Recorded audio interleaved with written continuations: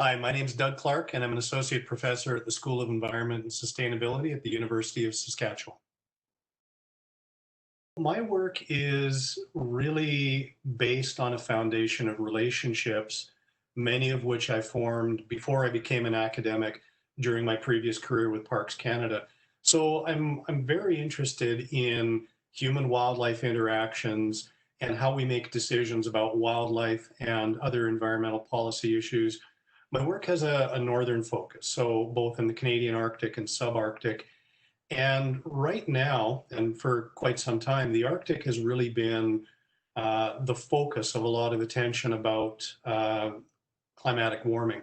The Arctic is warming more or less faster than anywhere else on the planet. And this year is proving so far to be a very dramatic one. I've been watching the Arctic change for the better part of 3 decades now. And so my work really looks at how people in the Arctic and the institutions there are not just adapting, but how they're making decisions in the face of this change. And so if there's an intellectual hook, a question that really underpins a lot of my work is, how do people make decisions, and how do we do a better job of making decisions in an environment that's changing more and more rapidly all the time?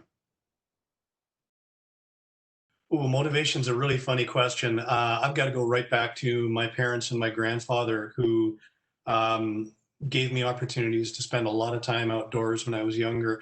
My grandfather was a biology teacher, and going out on his boat, going for walks in the woods with him, really gave me a love of the natural world that's never gone away.